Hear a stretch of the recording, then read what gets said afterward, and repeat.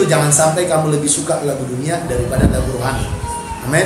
Bahkan sebenarnya kita itu kemana-mana lagunya lagu rohani. Lagi masak pun lagi rohani. Bahkan lagi putus cinta pun yang anak-anak muda tetap lagunya lagu rohani.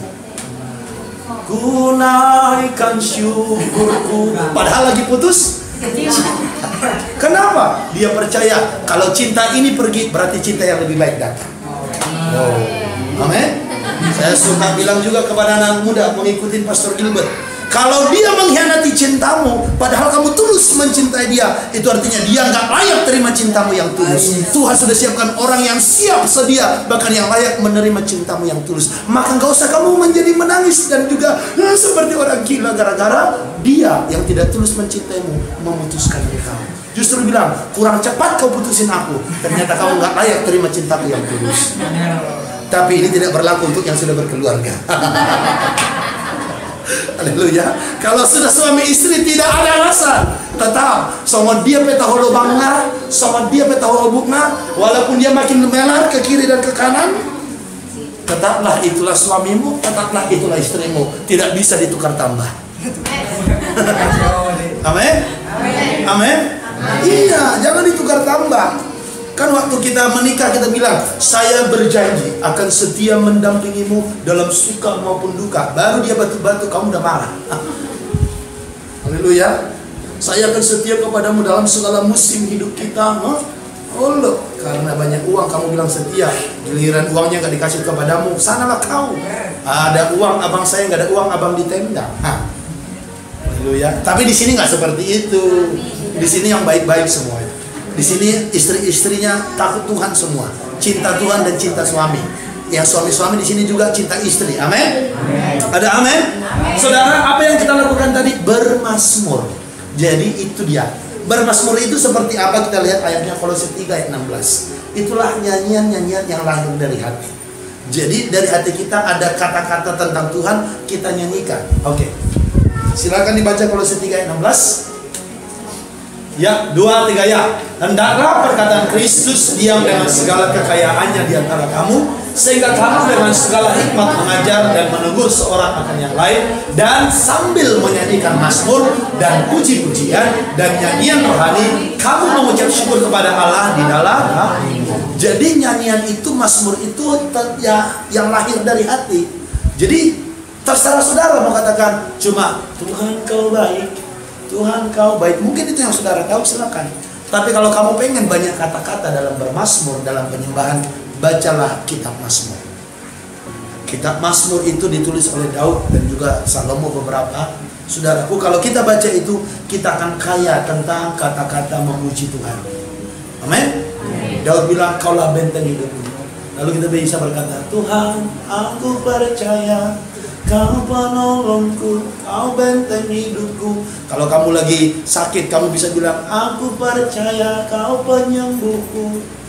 Kalau kamu lagi butuh pekerjaan, ku percaya Tuhan, kau yang bukakan berkat bagiku. Terima kasih Tuhan, kau pemelihara hidupku.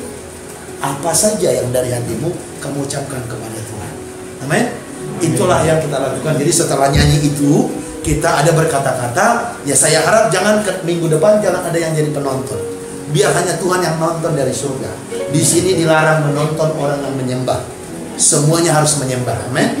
Bilang kiri kanan, kau jangan nonton, bilang. Amin. Kalau mau nonton ke bioskop, nah itu, kalau itu nggak apa-apa nonton. Tapi kalau lagi ibadah, jangan jadi penonton, aktif. Amin. Saudara, seringkali saya mendapat firman yang rema waktu saya menyembah Tuhan. Seringkali Tuhan memberikan hikmat dalam pelayanan, dalam pekerjaan ketika saya menyembah Tuhan. Seringkali Tuhan kasih tahu apa yang harus saya kerjakan ke depan ketika saya menyembah Tuhan, seperti tadi bermazmur itu. Kenapa? Saya fokus dengan Tuhan. Saya hanya katakan apa yang dari hatiku. Makanya kadang-kadang kita bisa nangis. Nah, kalau orang menangis waktu menyembah, jangan bilang ngasih stres biar orang berarti lagi banyak masalahnya ini. Buktinya dia udah nangis waktu menyembah. Bukan. Kadang-kadang kita nangis bukan karena masalah, tapi karena kita merasa Tuhan terlalu baik buat saya. Kadang-kadang kita menangis karena kita merasa, Tuhan Engkau sungguh baik. Kenapa aku sudah model begini, sudah bolak-balik jatuh dalam dosa, masih Kau terima. Kadang-kadang kita bisa menangis. Kadang-kadang juga kita bisa menangis karena percaya kepada Tuhan. Bapa, Walaupun keadaanku susah, tapi aku percaya Engkau baik. Engkau menyertai. Air mata jatuh. Dan saudara, saya mau kasih tahu, itu lebih indah daripada jalan-jalan ke puncak. Itu lebih indah daripada pergi jalan-jalan ke Bali. Itu jauh lebih indah. Oke lah, kalau ke puncak Bali masih sama di Indonesia, itu pasti jauh lebih indah dari jalan-jalan ke luar negeri. Haleluya. Menyembah Tuhan dengan penuh kesungguhan hati, lalu kita bisa menikmati Dia. Wow, itu membuat hati rasa tenang dan sekalipun utang belum dibayar. Yes. Amin. Amin. Amin.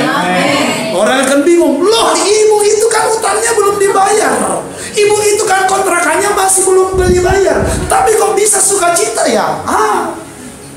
Itu karena kuasa Tuhan. Tapi saya berharap saudara, utangmu cepat terbayar. Amin. Jangan lama-lama. Amin.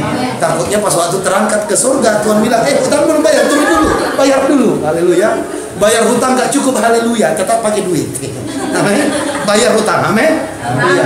Banyak orang ini, saya ingatkan anak-anak Tuhan yang ke gereja, jangan jadi orang yang memalukan Tuhan dengan cara ngutang tapi nggak bayar. Waktu mau pinjam, tolonglah Pak, tolonglah Amang, tolonglah Inang, udah nggak makan kami 3 hari ini. Waktu mau bayar, aduh udah pala nasai. Baru cuma begitu. Patah 9 kok. Sedangkan Tuhan 30 juta utang sama ditunggu saudara. Bangga lagi gitu loh.